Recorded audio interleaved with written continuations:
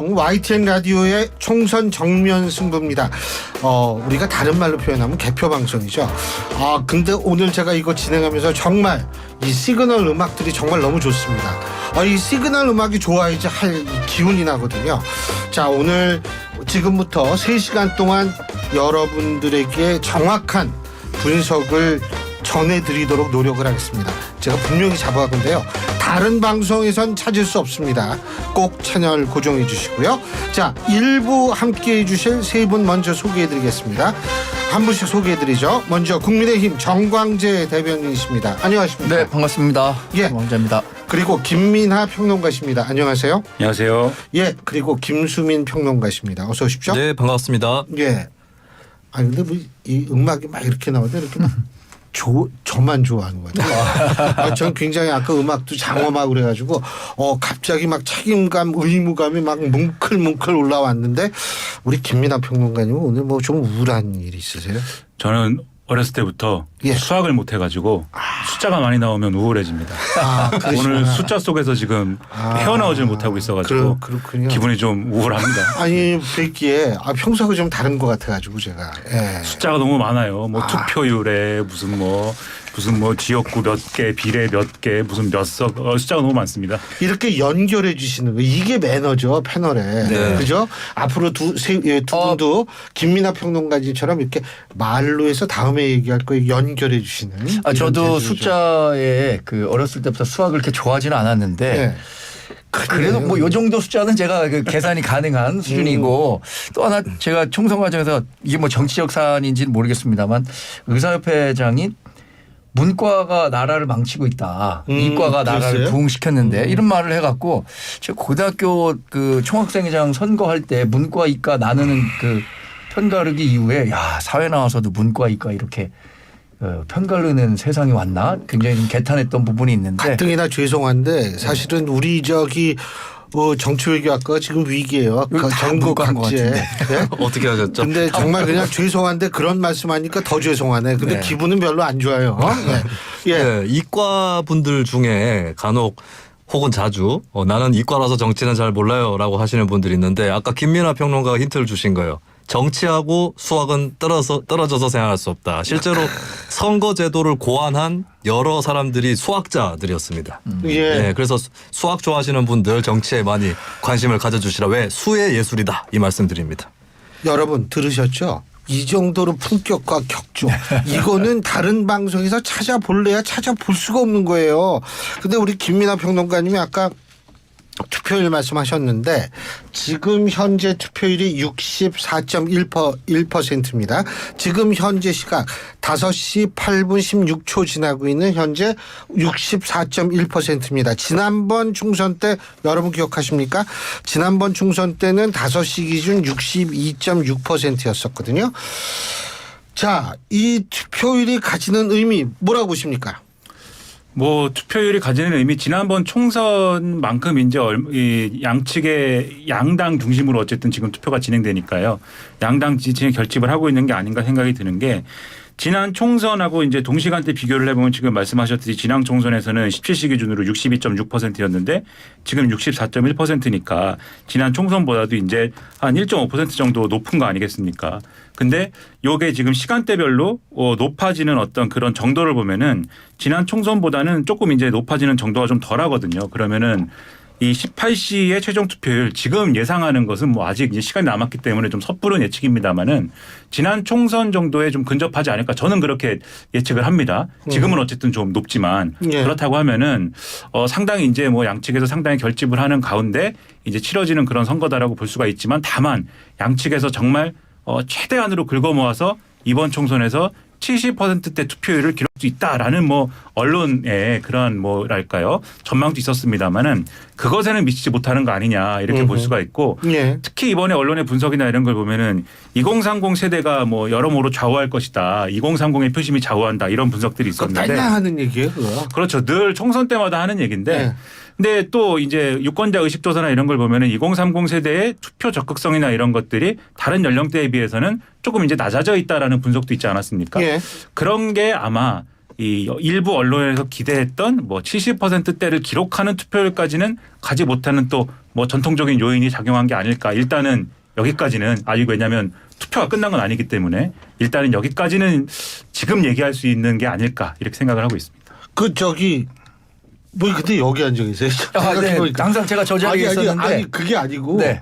저기 가셔야 될 거 아니에요? 저는 예. 왜 텔레비 보니까 당 관계자들 다 거기 가서 앉아 있어가지고 뭐 이러더니 뭐 조용하더니 뭐 해야 되는 거 아니에요? 5시 45분까지 참석해달라고 했는데 제가 YTN 라디오에 출연하기로 한 게 선약이어서 제가 이 약속을 먼저 지키고 요거 방송 끝난 다음에 가서 아마 제가 방송 끝나고 그 개표 방송 보는 그 상황실에 가면 대략 출구조사 나와 있을 것 같아서. 맞아요. 거기 이제 갔는데 아무도 없다거나 오히려 더 사람들이 막 엄청나게 몰린다거나 네. 둘 중에 하나인데 어떻게 보세요 투표율? 투표율 역시 투표율이라는 게 이 총선에서 70% 투표율이 이 2000년대 이후에는 한 번도 없었거든요. 없었죠. 그래서 투표가 일종의 습관이다라고 얘기하신 말씀 제가 좀 생각이 납니다. 그러니까 투표에 적극적으로 임하는 사람들은 계속 임하지만 이 투표에 적극적으로 임하지 않는 사람들은 계속해서 투표 안 하는 계층들이 분명히 있구나라는 생각이 들었어요.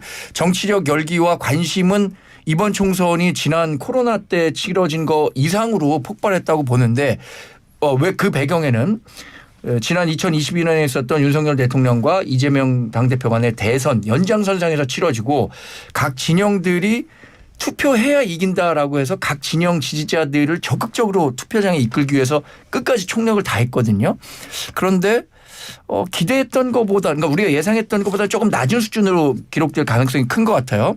사전 선거만 봤을 때는 어쩌면 뭐 70% 그래도 한 69% 가지 않겠느냐라고 예상했는데 그것보다는 좀 낮은 투표 성향을 보인 걸 보면 투표율을 기록하고 있는 걸 보면 사전 투표가 일종의 이제 투표 분산 효과 그런 것들이 충분히 자리 잡은 게 투표율의 아닌가. 3위라고 생각하는 거죠. 맞습니다. 예. 네.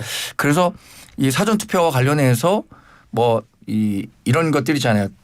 실제 투표율보다 한 5일 정도 먼저 하니까 민심이 그 사이에 격동하는 거를 반영하지 못한다 해서 사전 투표를 좀 조정해야 된다 이런 목소리도 있는데 이렇게 사전 투표와 본 투표 간의 비율 차이가 비슷해진 수준이라면 그 갭을 좀 줄일 수 있는 방안도 연구해 봐야 되지 않을까 생각합니다.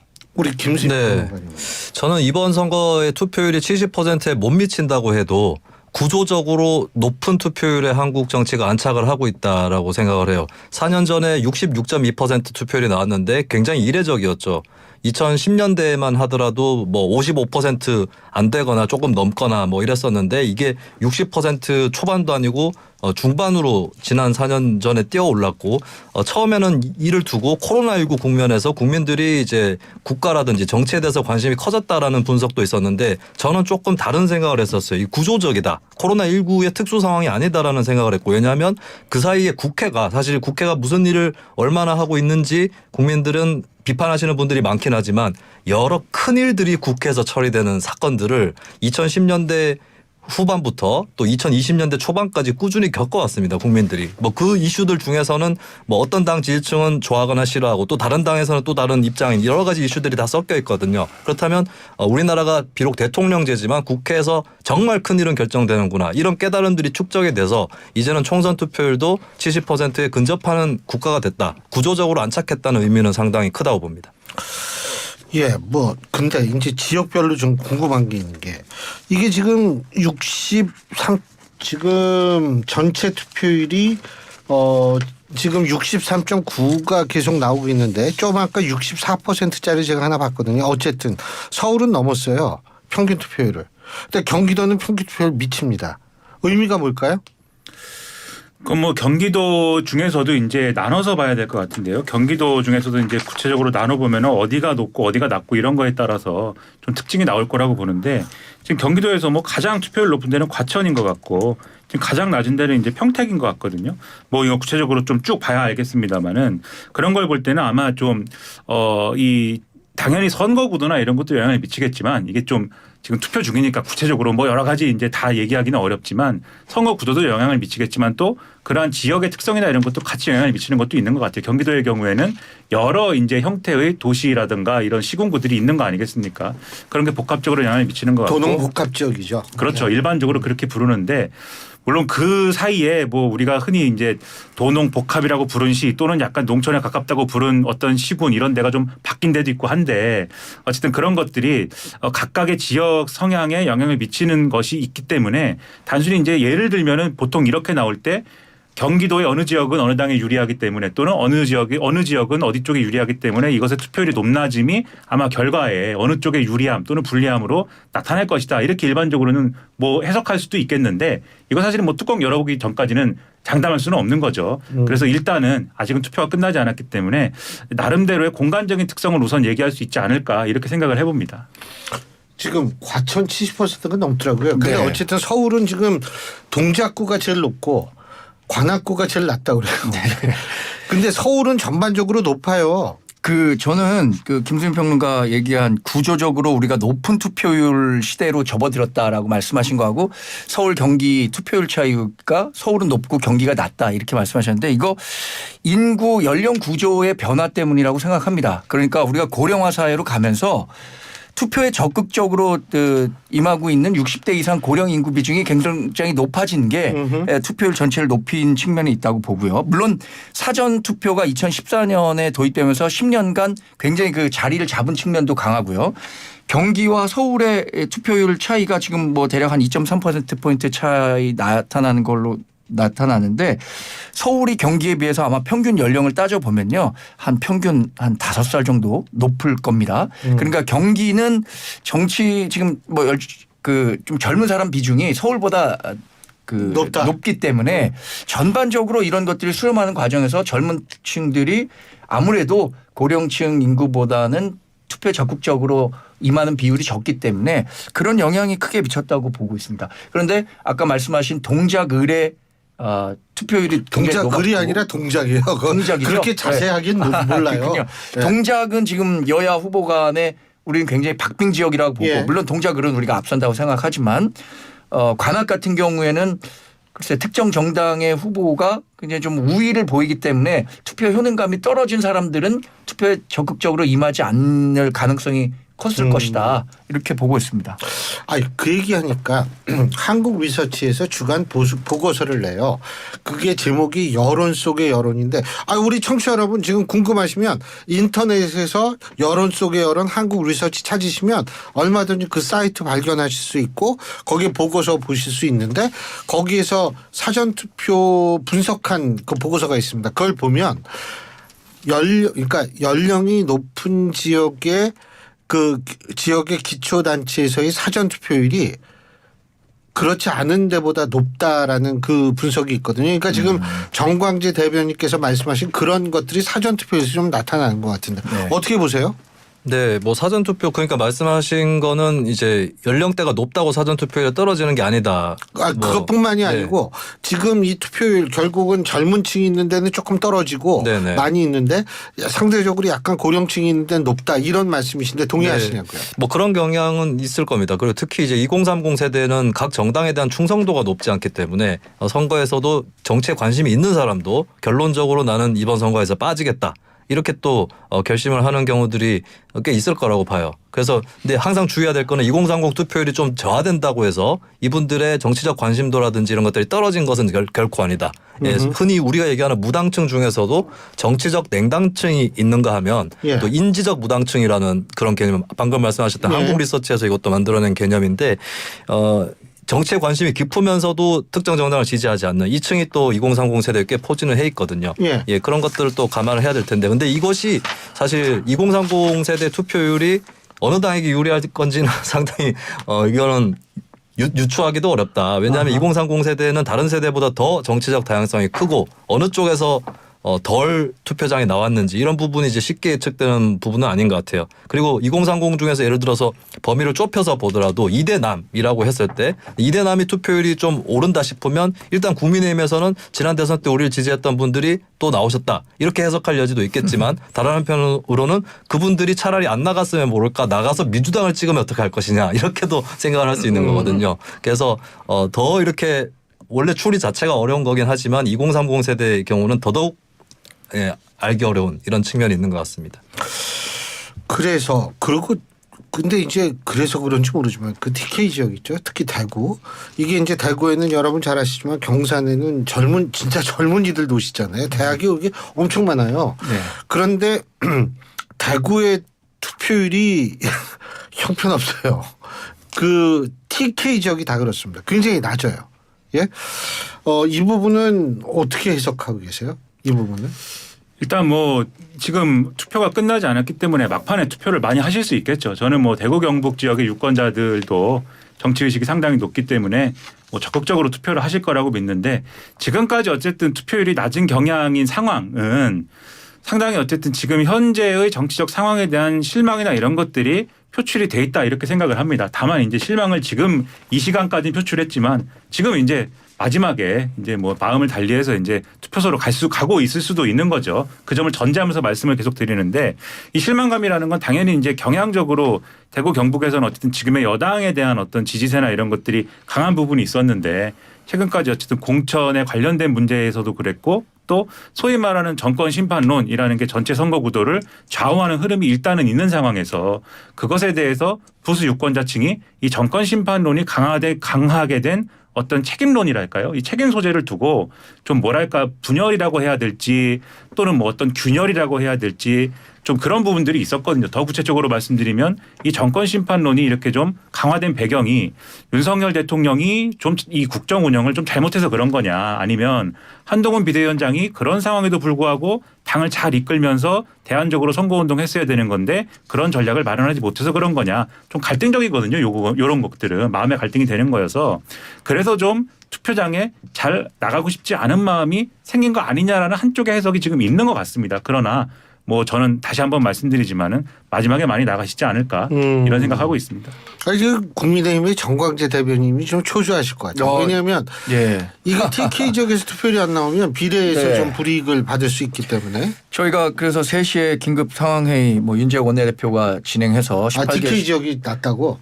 뭐 그것 때문만은 아니었지만 우리가 17개 시도 그 다 줌으로 연결해서 투표율이 본 투표율이 지금 상당히 우리가 생각했던 것보다 낮게 나타나니까 지역의 유권자 여러분들이 직접 좀 많이 좀 참여해 주실 것을 독려하는 그런 메시지를 전달하기도 했는데 그 과정에서 얘기가 나온 게 그겁니다. TK가 좀 전반적으로 낮다. 근데 뭐 아시는 것처럼 TK 지역에서는 그래도 우리 당이 높은 그 당 지지율을 보이고 있기 때문에 여기 계신 분들이 적극적으로 투표에 임해 주셔야 한다는 메시지를 계속해서 전달 드렸습니다.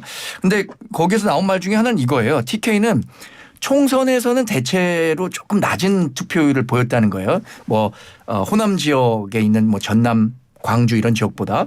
근데 대선에서는 또 굉장히 적극적으로 투표에 임해 주셨다는 말씀을 하시더라고요.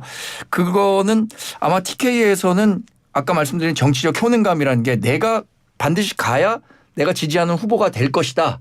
라는 게 TK는 뭐 일정 정도 좀 제한적이잖아요. 어떤 후보가 굉장히 높은 우위를 점하는 그 상황이 나타나기 때문에 반면에 대선에서는 적극적으로 투표에 임해야 정권 재창출이든 아니면 정권을 탈환해 올 수 있다라는 생각이 강해서인지 TK는 경향적으로 총선에서는 좀 낮고 대선에서는 높은 투표를 보였는데 지금 평론가님께서 말씀하신 것처럼 이번 선거의 그 성격이 정권 심판론으로 굉장히 많이 기우는 듯한 모습을 보이면서 이 부분에 대해서 유보적 입장을 가진 분들이 다른 지역에 비해서는 좀 많을 수 있겠다라는 생각을 합니다. 근데 어쨌든 지금 현재의 투표율이 64.1%인데 이게 지금 업데이트가 안 되고 있습니다. 아직까지. 업데이트가 안 되고 있는데 그 지금 이런 투표율로 누가 유리하다 누가 불리하다 그렇게 판단할 수 있다고 보세요? 투표율이 네. 높으면 네네. 누가 유리해요? 제가 지금 앞에 마침 물병도 있는데 네. 이 물병 안에 그 던지시네. 물이랑 소주를 섞어서 넣습니다. 넣은 다음에 높이를 보고 물이 얼마나 들어가 있는지 맞춰봐라. 소주와 물의 비율이 어느 정도인지 맞춰봐라. 뭐 높이만 보고. 그러니까 이게 확 네. 들어오네요. 그렇죠. 확 이해가 되네. 네, 제가 예전에는 이거를 소맥에 비유를 했었는데 근데 어떤 날카로우신 분은 소맥의 그 색깔 농도를 보고 그렇죠. 맞출 네, 것 같아서 그건 제가 당연히 소주와 맞출 수 물로 있죠. 바꿨어요. 비율을. 아니 소주 비율이 얼마인지 정강재 대변이 저 대강 뭐 일가견이 있으시네. 그래서 그래 아유. 그 둘 다 투명하니까 제가 비율을 바꿨는데 소주와 물을 얼마나 탔는지 총 그 양의 높이만 보고는 못 맞춘다. 네. 마셔봐야 아는 것이다.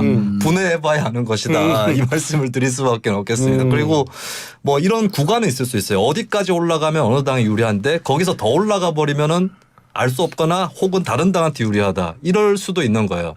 그러니까 대표적으로 이 딱 투표율 고저에 따른 유불리 신화가 깨진 게 이제 2012년 대선이었죠. 예. 당시에 투표율이 상당히 75%를 넘어서서 굉장히 높았고 보통의 공식대로면 투표율이 높으니까 젊은 층은 진보니까 젊은 층이 많이 한 거고 민주당이 유리하다 이렇게 해석이 됐는데 열어보니까 당시에 박근혜 후보가 87년 민주화 이후 최초로 51% 이상의 득표를 해서 예, 당선이 됐단 말이죠. 그때 이제 투표율 고저만 보고는 알 수 없다라고 하는 것이 깨졌었어요. 예, 그런 차원에서는 이제 이 투표율만 보고 예측하는 건 상당히 어렵다. 다만 그것을 놓고 현재 투표 상황을 놓고 각 당의 기세 싸움, 아전 인수 이런 것들이 있을 뿐이다. 아니 그 저 민주당은 뭐 투표율 높으면 당연히 자기네가 된다. 뭐 200석 가자 뭐 이런 얘기 나오잖아요. 뭐 매직 넘버 65%다라고 하고 사실 200석은 민주당도 부인합니다. 200석에 대해서는 김부겸 전 총리가 지금 이제 공동 선대위원장이지 않습니까? 200석은 뭐 그것은 현실적으로 가능하지 않고 국민의힘 쪽에서 일종의 이제 어떤 결집용으로 하는 얘기 아니냐 이렇게 얘기를 할 정도로 200석은 제가 평론가 입장에서 근데 봐도 그 국민의힘이 아니라 조국 대표도 심심치 않게 얘기해요. 네? 그런 얘기하면서 조국 대표 쪽에서는 또 조국 대표 나름대로 결집용으로 얘기하는 거 아니냐 이 얘기를 같이 했는데 근데 200석은 제 평론가 입장에서 봐도 범야권 200석 뭐 이렇게 얘기하는데 쉽지 않을 것 같고 그런 부분들은 이제 지금 말씀하신 대로 정치적인 어떤 뭐 그런 용도에 불과한 것 같고 다만 투표율은 이번 그 투표율이 높고 낮고를 기계적으로 대입할 수는 없는 거고 그 선거의 맥락과 어떤 조건에 따라서 판단을 해야겠죠. 그러니까 어떤 선거 예를 들면은 여당 지지층과 야당 지지층이 첨예하게 서로 결집할 수 있는 어떤 투표다. 서로 결집할 명분이 충분한 투표다. 그렇게 본다라고 하면은 정말 그거는 투표율의 높낮이에 따라서 유불리를 장담할 수 없는 것이겠지만 가령 연령대별로 구분을 할 때 고령층의 경우에는 예를 들면은 우리가 유권자 의식 조사나 이런 거 한 거 보면은 60대 이상 고령층은 상당히 어쨌든 투표 적극성이 상당히 높게 나오는 것이고 연령대가 낮으면 투표 적극성이 낮게 나오는 거 아니겠습니까? 그런 부분들. 그다음에 최근에 이제 어떤 이념적인 분포나 이런 걸 봤을 때는 분명히 이 40, 50대의 경우에는 민주당 지지에 가까운 분포를 보이는 것이고 60대 이상 고령층은 보수적인 분포를 보이는 것이고 이렇게 종합을 했을 때는 결국은 일정 수준까지는 투표율이 높을 때 민주당이 유리할 수 있겠다. 이런 계산을 민주당이 하는 거잖아요. 그게 지금 이번 선거에서는 65%다 이렇게 보는 건데 여기에 더해서 민주당은 또 뭐 디테일한 얘기를 하더라고요. 뭐 가령 뭐 56세설 뭐 그런 게 있는데 그러니까 소위 말하는 56세는 뭐예요? 그게 이제 586 세대의 일반적인 이 나이대를 봤을 때 60대에 진입한 586 세대가 있다라고 봤을 때는 그것에 따라서도 연령대별 투표율이 기존 계산하고 좀 다른 게 나타날 수 있다라는 점.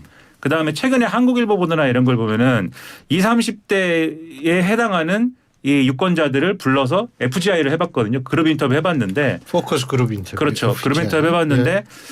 찍을 사람이 없다. 찍을 세력도 없고 진전이 난다. 이런 얘기를 하면서도 정권 심판론이냐 야당 심판론이냐 물어본다면 지금 자신들이 처해 있는 경제적 조건이나 뭐 일자리 이런 것들에 대한 불만이 있기 때문에 정권 심판 쪽에 조금은 가깝다라고 대답하고 있는 요 흐름이 또 있다. 요거를 지금 주되게는 얘기를 하고 있습니다. 그래서 이제 투표율이 높으면 이번에는 민주당이 조금 유리할 수 있다라고 민주당이 주장하는 논거는 거기에 있고 국민의힘이 주장하는 거는 투표율이 아주 높아지면은 보수층도 결집을 하는 것이기 때문에 일정 정도까지는 뭐 민주당 계산이 맞을지 몰라도 아주 높으면은 그거는 국민의힘도 유리한 거다. 이렇게 얘기하는 이런 차이가 지금은 있는 거죠. 국민의힘.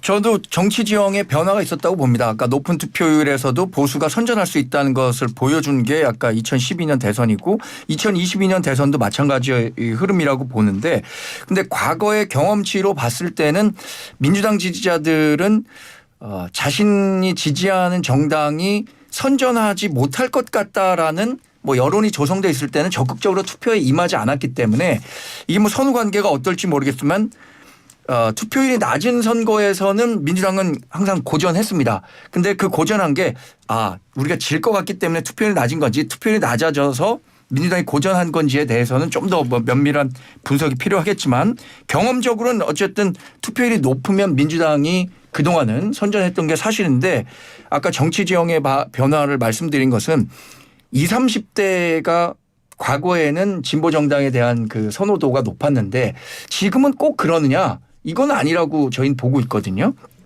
그래서 이번에 투표율이 높더라도 우리 정당이 크게 불리할 게 없다라는 거고요.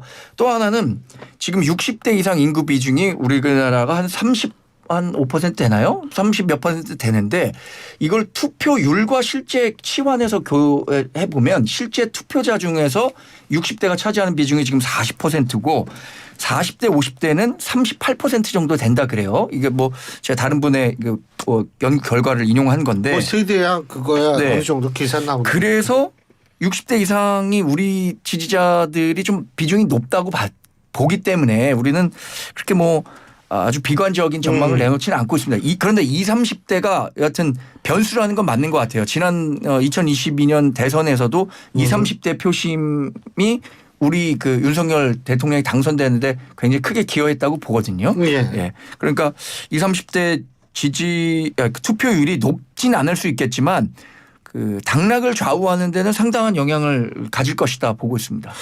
지금 제가 여론조사를 하나 인용을 하려고 이거 내가 아예 제가 그냥 칼럼 쓴 거 갖고 왔어요. 하도 나 이거 힘들어가지고 29일 날 발표된 총선 전 한국갤럽의 마지막 정례 여론조사고요. 3월 26일부터 28일까지 전국 18세 이상 1,001명을 대상으로 한 조사고 전화 면접 조사입니다. 자세한 사항은 중앙선거 여론조사 심의위원회 홈페이지를 참조하시면 되는 조사인데 여기에 주관적 정치 성향을 묻는 게 있습니다. 20대는 보수 27, 중도 37, 진보 22, 30대의 경우는 보수 29, 중도 35, 진보 28이었습니다. 그리고 해당 조사에서 나타난 전체 유권자, 전체 이 응답자의 이 성향은 뭐냐면 보수가 32, 중도 플러스 성향 유보가 39, 진보가 28이었습니다. 자, 제가 여기서 여쭤보는 게 투표율이 높은 말이에요. 이게 더 잘 반영될 수 있는 거 아닌가요? 이런 유권자 이념 지형이요? 어떻게 보세요? 뭐 대선에 가깝게 더 높아지면 인구 구성에 맞추는 것이 더 쉬워지겠죠 아무래도. 근데 아무래도 투표율이 낮아질 때는 2030 투표율만 높고 이런 적은 없었던 것 같아요. 앞으로도 그럴 것 같고 그렇다면 이제 2030 세대의 표심을 더 뚜렷하게 혹은 또 더 미리 알려면은 투표율이 아무래도 최대한 올라가는 게 맞는 것 같네요. 그래야지 더 예측 가능한 것 같긴 합니다. 알겠습니다. 그러면은 이 1부를 여기서 줄이고 2부에서 얘기를 좀 새롭게 다시 시작을 해보죠. 1부 여기까지고요. 여러분들 계속 계셔야 됩니다. 저희 얘기는 계속됩니다. 은평구 증산동 주민센터 옆에서 뻥튀기 가게 하고 있는 소상공인입니다. 저는 제가 제일 먼저 투표했던 게 국회의원 선거를 제일 먼저 했어요. 그때가 언제냐면 꼭 오래됐죠. 그때부터 하여튼 투표는 꼭 하는데 여기는 어르신들이 주로 내려와요. 유모차 같은 거 의지해서 오시고 지팡이 오시고 너무 감사하잖아요. 그런 분들이 투표를 함으로써 장차 이제 우리나라의 뭐 애들이라든가 그런 애들이 이제 자유민주주의를 느끼잖아요. 투표를 좀 독려하는 편이고 그래서 투표는 진짜 꼭 해야 되는 거고 어떤 분이 애국자라 그러시더라고. 투표를 독려한다고 애국자라 그러시더라고. 그래서 아니 애국자까지는 아니고 그렇게 그랬어요 저는. 사실은 투표하고 오시는 어르신이 애국자라 그랬어요. 감사하니까 하는 거고. 여기가 재개발이에요. 그러면은 아마 이번 선거가 끝일 것 같아요. 아마 내년쯤 되면은 여기가 이제 이주가 시작된다고 얘기를 하더라고요. 그러면 그 안에 선거가 없잖아요. 만약에 다른 데 가서 또 이런 걸 하게 된다면은 그때는 또 할 수 있을 거예요. 그럼 큰 것도 아니고 뻥튀기인데 그거라도 나눌 수 있다는 게 행복한 거 아닙니까? 투표는 민주주의의 꽃이고 국민의 권리고 의무입니다. 꼭 해야 됩니다. 다 행복해지는 세상이 되었으면 좋겠습니다.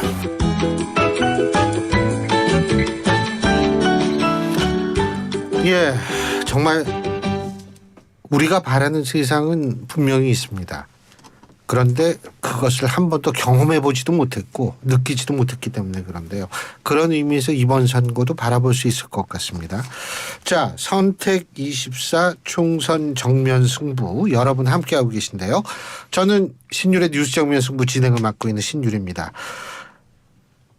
야, 근데 이걸 나보고 읽으라고요? 오늘도 정면 승부와 함께하는 투표 요정 아나운서 이우영이랍니다. 여러분 죄송합니다. 지금 저 화장실 갔다 오실 분은 빨리 갔다 오시고요. 세상에 요정 나와 계시네요. 안녕하세요. 투표 야, 투표 살다. 요괴 이우영입니다. 감사합니다. 날개는 없으시네요. 다행이다, 다행. 요게는 맞지. 요괴 와, 예. 네. 지금 현재 있어서의 투표를 정리해 주시죠. 네, 지금까지 집계된 투표율 일단 정리를 해드릴 텐데요. 오후 5시 기준으로 전국 투표율이 64.1%가 나와 있습니다. 총 투표자 수가 2,838만 5,254명이고요. 지난 2020년 21대 총선의 동시간대 투표율인 62.6%와 비교를 했을 때 1.5%포인트 높은 수준입니다. 또 이번 총선의 사전투표율도 여러 번 소개를 해드렸는데 31.28%로 지난 총선보다 4.59%포인트 높았죠. 사전투표 반영 전까지 이번 총선 투표율은 지난 총선보다 낮았지만 높은 사전투표율이 반영되면서 기록을 경신을 했습니다. 현재까지 투표율이 가장 높은 지역을 한번 정리를 해드릴 텐데요. 일단 오후 5시 기준으로 세종이 67.5%로 가장 높게 나타나고 있습니다. 이어서 전남 67.1, 서울이 66, 그리고 광주가 65.7 순이고요. 가장 낮은 곳은 제주입니다. 59.7%를 기록하고 있고요. 대구가 60.6%, 인천 62.4%, 62.1%, 충남 62.4% 순으로 나타났습니다. 자, 그리고 제가 이번에 한강벨트와 낙동강벨트를 한번 살펴봤는데요. 일단 한강벨트부터 먼저 살펴보면 마포, 을, 갑이 있는 마포구의 경우에는 66.7%를 기록을 하고 있고 중구와 성동구는 각각 66과 66.2%, 용산 65.7, 광진 66.3, 강동 67.7, 영등포 67.4, 그리고 동작이 69%대 동작의 경우 서울에서 가장 높은 퍼센티지를 기록을 하고 있습니다. 또 낙동강벨트도 한번 살펴보면 양산의 경우 64.4고요. 김해가 61.5, 부산 북구가 67.7, 강서가 64.8, 사상 63.3, 그리고 사하가 63.2%를 기록을 했습니다. 조금 눈에 띄는 게 한강벨트의 경우 퍼센티지가 서울 평균보다 조금 높은 편이고요. 또 낙동강벨트의 경우에는 이제 부산이나 경상남도 PK 지역에 비해서 상대적으로 낮은 퍼센티지를 기록을 하고 있습니다. 아시다시피 선거는 6시까지 진행이 됩니다. 이제 23분 정도 남았는데 유권자분들 신분증 꼭 챙기셔서 주민등록지 관할 투표소에서 가서 투표하시면 되겠습니다. 야, 이 요괴가 있으니까 제가 어렸을 때 요괴 인간이라는 애니메이션이 있었어요. 네. 뱀, 배로 나오는. 예? 아세요? 전 모르겠는데. 그러니까 이게 요정이라고 왜냐면 하는 건데 왜 요괴라고 나이가 제일 그러세요? 많은 사람이니까 나는 타이거 마스크는 아세요? 네네. 그거 어떻게 아세요? 젊으신 분이?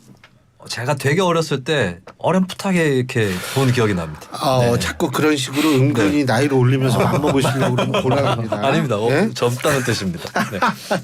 자, 지금 어쨌든 사전 투표율 시간이 저희가 이제 6시에 정확하게 출구조사 결과 발표를 해드리는데 그 시간 전에 제가 한 가지 좀 여쭤볼 것이 일단은 어떻게 될 거라고 판단하세요? 최종 결과 몇 석 찍으세요? 의석수요? 예. 의석수를 얼마나 가져갈 거냐? 네, 찍으세요. 그것은 뭐 제가 이런 질문이 나올 때마다 또 저 출구조사처럼 110에서 150 사이 뭐 이런 거 누구든 다 얘기하는 거니까 그렇게 하지 마시고. 뭐 100석에서 200석 사이로 그렇죠. 가져간다 뭐 이런 식으로. 네. 근데 늘 이제 똑같이 대답을 해왔는데요. 그냥 지금까지의 흐름을 놓고 그러니까 평론가이기 때문에 뭐 틀릴 수 있는 거 아니겠습니까? 흐름을 아, 놓고 이렇게 얘기를 당연하죠. 한다면. 저 맨날 틀려요. 걱정하지 말고 말씀하세요. 네. 그렇게 말씀하시니까 조금 좀 그러네요. 그 말씀드리자면 이번에 이제 국민의힘의 내부적인 이제 여러 가지 나오는 얘기를 봐도 그렇고 언론에 보도된 말을 봐도 그렇고 제가 나름대로 계산을 해봐도 그렇고 120석 이제 좀 걸치거나 좀 충분히 결집이 되지 않았다라고 하면 그 밑으로 내려갈 수 있는 상황이 아니냐 국민의힘의 경우에는 좀 그렇게 생각이 되고 그것을 가지고 계산을 했을 때는 더불어민주당 같은 경우에는 160석 정도이거나 그 이상을 가져갈 수 있지 않을까 이렇게 예상을 일단은 하고 있고요. 뭐 조국 혁신당 같은 경우에는 지금 여러 가지로 계산을 해보면은 비례의석을 가져가니까 그 뭐 10석 이상 가져간다는 거는 뭐 지금 확정적인 사실 아닙니까? 그래서 예측을 지금 제가 다 120, 160, 10 이렇게 0으로 끊어서 하는데 최근에 그렇게 했더니 너무 이제 정확도가 낮다 이렇게 말씀들 하셔서 그 정도면 아주 정확해요. 어유 깜짝 놀랐어요. 너무 정확하신 것 같아요. 그러신가요? 네, 그래서 조국 혁신당은 10석 플러스 알파인데 아마 글쎄 한 12에서 14 사이가 아닐까 그렇게 생각합니다. 그리고 더불어민주당 160 160 플러스 알파. 플러스 알파, 국민의힘은 120 정도이거나 조금 못 미치거나. 마이너스 알파.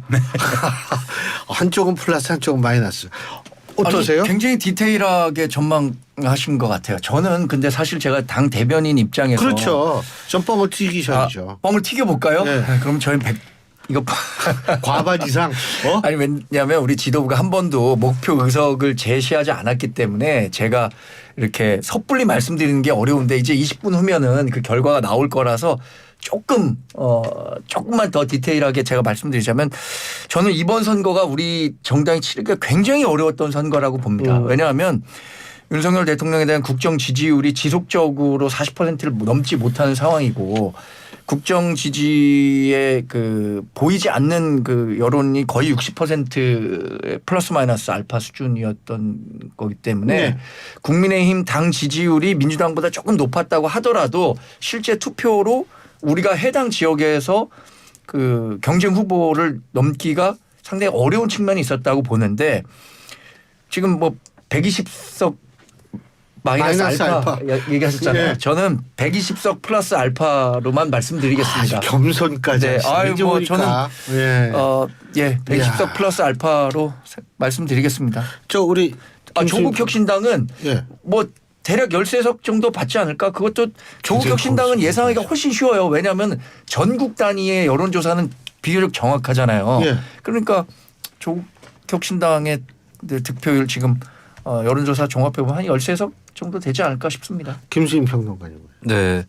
일단 국민의힘 저도 뭐 김민하 평론가님하고 비슷한 것 같은데 한 115에서 120 정도를 일단 보고 있고 왜 그렇게 보냐면 사실 이거 일단 말씀드리면 우리나라는 이제 저비례성 선거제도이기 때문에 이 득표율하고 의석 간의 비례성이 상당히 떨어져서 네, 이것을 이제 딱 정확하게 맞추기가 상당히 어려운데 다만 이제 경험적으로 봤을 때 예를 들면 2012년 총선 때 같은 경우에 누가 일당이 될지 좀 굉장히 헷갈리는 상황이었거든요. 그런데 그 당시에 새누리당이 150석을 살짝 넘겼고 민주당은 130석이 안 됐습니다. 120석대였어요. 그러니까 그리고 역대 총선에서 제2당이 130석대가 된 적이 제 기억으로는 없는 것 같아요. 예. 그러면 이제 굉장히 비슷하게 나와도 150 몇 대, 120 몇 초로 갈릴 수 있는데 근데 그거보다는 조금 격차가 더 있지 않나. 예, 그런 차원에서 120이거나 살짝 안 되거나 이 정도로 일단은 국민의힘 의석을 예측을 해봤습니다. 그러니까 두 분은 거의 비슷한 예상을 내신 건데 저만 달라요? 네. 조금 또 다르시죠. 전 딴 언론에서 다 얘기했으니까 네. 새삼스럽게 뭐 여기서 숨기도 이유도 없어요. 저는 130석 정도는 최소한다라는 입장인데 국민의힘이요. 네네. 감사합니다. 뭐 틀려도 할 수 없죠 뭐. 우리 요괴는 어때요? 네? 투표 요괴. 투표 요괴. 요정이랍니다. 요정. 0석에서 300석 사이 보겠습니다. 영수 절대 틀릴 리가 없네요. 제가 볼 때 되게 정확해. 이 중에서 제일 정확할 것 같아요. 적중률 100%가 예상이 되네요. 근데 왜 난 인구 안 입고 왔어요? 제가 부탁드렸잖아요 어제. 색 위주로 동대문 시장 피했습니다. 가가지고 네. 아니 왜냐하면 딴 데는 CG에서 이렇게 홀로그램이나 이렇게 뛰고 뭐 화이팅하고 이런 거 나오잖아요 후보들. 저더러 저글링 하라고 하죠. 그래서 이제 근데 우리는 저 요괴가 저글링도 지금 하는 현직 거고요. 언론 종사자로서 굉장히 그 정치적 중립성을 그 하는 자세는 굉장히 칭찬할 아, 만하네요. 왜 저는 칭찬 안 해주세요? 나도 이거 까만색으로 다 깔았는데. 날 무시하시네. 이게 라디오 개표 방송이지 않습니까? 아니요, 그러면 그래도 유튜브로 보기 물론 때문에. 물론 그렇긴 하지만 제가 만약 여기서 라디오라면 파란색 양복에 파란색 와이셔츠 파란색 예를 들면 넥타이가 난리가 나지. 아니 근데 저는 이제 이 그래픽 말씀하셔서 아, 그래픽이요? 라디오라면 제가 볼 땐 그래픽보다는 소리가 훨씬 중요하다. 소리도 그래서 중요하고요. 네. 아니 직접 뭐 이렇게 좀 뛰는 그렇죠. 그래서 자세도 한번 보여주고. 달린다기보다는 달리는 소리를 내는 걸로 대체하는 것도 그럼. 좋다 그것도. 아, 우리 요괴 선생께서 진짜 음성 이거 아주 뛰어납니다. 전 대한민국에서 최고라고 생각해요, 진짜로. 예. 아, 근데 참 그래서 예측을 하셨는데 낙동강 벨트, 한강 벨트 어떻게 될 것 같으세요? 아, 왜 좋아하세요? 요괴가 옆에 있으니까 갑자기. 낙동강 벨트 있잖아요. 예. 뭐 지금 PK에서 지난 선거보다 민주당에서 굉장히 선전하고 경합지도 많다고 하지만 저는 PK 지역에서는 막판 보수 결집 분명히 있었다고 생각합니다. 또 여론조사에서 보이지 않던, 그러니까 여론조사에 적극적으로 임하지 않았던 이른바 샤이 보수죠. 이게 샤이 보수가 있느냐 없느냐에 대해서는 뭐 여러 의견이 있지만 이번에는 분명히 여론조사에 적극적으로 임하지 않은 국민의힘 지지자가 분명히 있었다고 봅니다. PK 지역에서. 왜냐하면 하도 정권심판론 얘기를 많이 하는데 정권심판론이라는 건 국정 지지율로 평가할 수 있는 거잖아요. 국정 지지율이 우리가 좀 낮다 보니까 이 부분을 애써 좀 외면하려 했던 사람들이 여론조사에 잡히지 않았다. 그리고 막판에 범야권이 180석 200석 자꾸 얘기하니까 범야권이 180석 200석이 됐을 때 있을 우리 대한민국의 정치적 혼란, 사회적 혼란에 대한 기피 현상이 분명히 우리 당 지지자들로 규합이 될 거다. 저는 규합이 됐을 거라고 보고, 물론 지난번 선거보다 PK에서 민주당이 의석수 뭐 한 두세 석 더 얻을 수는 있겠지만 지금 민주당이 예상하는 것만큼의 의석수를 갖고 가기는 어려울 거라고 봅니다. 근데 한강벨트 뭐 신지호 2조 심판 특위위원장 그분하고도 인터뷰할 때 그렇고 한동훈 위원장도 그렇고 뭐 골든 크로스가 일어났다. 그 당 진짜예요? 그 당에 계신 분이니까. 아니 저기 정광재 대변인이 말씀해 주셔야지. 저도 그 구체적인 자료를 보진 않았지만 당대표 비대위원장을 비롯해서 지도부에 있는 분이 골든크로스가 일어났다고 하니까 저도 그렇게 믿고 있습니다. 믿습니까? 제가 직접 보지 않았기 때문에 제가 말씀드리기가 어떻게 보세요? 저는 이 좀 의외의 사태도 가능하다고 보는 게, 이제 어떤 농민이 있는데 집 앞에 밭이 있고 좀 멀리 이제 논이 있어요. 근데 밭농사는 좀 잘 되고 있는 것 같아서 논에서 한창 일을 하고 왔는데 밭이 망가져 있는. 이 뭐냐면 이제 한강벨트에서 국민의힘이 막판 대추격을 해서 의외로 선방한 결과가 나올 수도 있는데, 그런데 낙동강벨트에서는 기대에 못 미치는 결과가 나올 수도 있다. 보통 이제 예전에 정치 공식으로 따지면 한강벨트에서 선전할 정도면 낙동강벨트에서는 상당히 수성했다, 이렇게 돼야 되는데 그게 아닐 수도 있다. 그러니까 예전 같았으면 이게 좀 일관성이 없어 보이는 듯한 분석인데 이번에는 좀 다를 수 있다는 생각을 합니다. 일례로 이제 약간 힌트가 된 게 몇 년 전의 선거긴 하지만 2021년 서울시장, 부산시장 보궐선거가 있었잖아요. 근데 그 당시에 흥미로웠던 게 민주당이 대패를 했는데 서울시장 선거에 나왔던 박영선 후보하고 부산시장 선거에 나왔던 김영춘 후보하고 득표율이 비슷했어요. 30% 중후반대로 비슷했거든요. 그거는 저는 민주당이 국민의힘을 확 꺾을 만큼의 세를 부산에서 확보하고 있는 건 아니지만 기본적으로 축적해둔 것이 상당히 있다. 그래서 이제 PK는 충청도적 그 정치 지형에 좀 가까워지고 있는 이 측면이 있기 때문에 이번에 의외로 이제 뒷심까지 발휘를 해서 민주당이 한강벨트 몇몇을 내주는데 오히려 낙동강벨트에서는 선전을 하는 이런 시나리오도 저는 불가능하지 않다고 보고 있습니다. 예, 자 생각하셨어요, 우리 김민하 평론가님? 생각이 아니라 그 벨트들이야말로 이제 지금 말씀드리기가 상당히 어려운 곳들이죠. 이 사실은 벨트들 참 벨트가 밉습니다 이제는. 벨트 안 하시고 오셨어요, 네? 아니 제가 이제 배가 좀 나와가지고 챔피언 벨트를 차고 계신 걸로. 이 벨트들이 그래서 이게 언론에도 많이 나오고 뭐 평론가들한테 묻기도 많이 묻고 해서 이런저런 얘기들은 많이 했는데 결과가 곧 나오는 거 아닙니까? 그리고 특히 이제 한강 벨트야말로 이 국민의힘에서도 얘기를 하고 더불어민주당에서도 얘기를 하고 뭐 단 몇천 표 뭐 이 아주 몇천 표가 뭡니까? 몇백 표 차이에도 갈릴 수 있는 그러한 어떤 지역들이기 때문에 여기에 이제 풍향을 예상하기는 어려운 것이지만 저는 대체적으로는 어쨌든 보수층의 결집이 일어났지만 그 속도와 강도는 지금 국민의힘이 기대하는 것만큼의 그 정도에는 미치지 못하지 않았을까라고 일단 예상을 하고 있습니다. 근데 이제 뭐 지금 어쨌든 투표 시간이 남았기 때문에 뭐 결집이 충분히 남은 10분 내에도 뭐 일어날 수 있겠죠. 그 전까지도 염두에 두고 말씀을 일단 드리고 다만 낙동강 벨트에 대해서는 여기서 국민의힘이 예를 들면은 좀 이 의석을 잃게 된다면 또는 기대했던 성과를 내지 못하게 된다면 그것은 상당히 정치적인 파장이 클 것이다라는 점은 이제 말씀을 안 드릴 수가 없는 게 특히 이제 부산 수영 같은 경우에는 거기는 완전히 그거는 보수 책임론인 거잖아요. 특히 이 장해찬 후보의 무소속 출마 같은 경우에는 저희가 조선일보라는 이제 보수 언론의 사설을 보니까는 이건 이제 다른 언론을 인용하는 것입니다만 조선일보의 사설을 보니까 대통령이 장해찬 후보의 무소속 출마를 권유한 거 아닌가라는 설이 있다라고 사설에 써 있고 거기에 대해서 장해찬 후보는 별 말도 없고 뭐가 있는 듯이 뭐 냄새만 풍기고 있다. 뭐 이런 대목이 써 있어요. 그래서 저는 과연 뭐 그런 일이 있을까 저는 믿을 수가 없는데 뭐 사설에 그렇게 써 있으니까 일단은 뭐 이런 얘기도 있구나라고 이제 생각을 했습니다만 유권자들도 그런 생각을 할 거 아닙니까? 그럼 여기서 만약에 어쨌든 단일화도 안 되고 그런 일이 있어서 패배를 했다라고 하면은 유권자들이 대통령 책임인가 여당 책임인가 이렇게 될 것이고 분위기가 그러면 또 해운대 갑 그리고 그 옆에 있는 연재 이런 데까지 지금 여론조사나 이런 데 나오는 것처럼 뒤집힌다고 하면은 그런 식의 정권에 대한 어떤 책임론이나 이런 것들이 여당 내에서도 불 수가 있는 거여서 정치적인 파장은 심각할 것이다. 그 점까지도 유권자들이 고려하지 않겠는가 생각합니다. 어쨌든 지금 근데 오늘 저는 의외의 전화를 많이 받았어요. 분명히 선거운동 기간이 지났음에도 불구하고 막 전화가 오는 거예요. 후보들이. 투표 동료 전화죠. 투표 동료 예, 전화. 예. 지금 근데 SNS에서 이재명 대표 대선 때 0.72%포인트 차로 패배한 걸 반복해서는 안 된다고 얘기를 하고 한동훈 국민의힘 위원장 같은 경우에 나라를 위기에서 구할 시간 주위에 투표장 나가달라고 호소해달라. 네. 이건데 이게 걸리진 않는데 저는 이제 공식 선거운동이 지나서 전화 좀 안 오나 보다 그랬는데 계속 전화 오는 거예요 이거.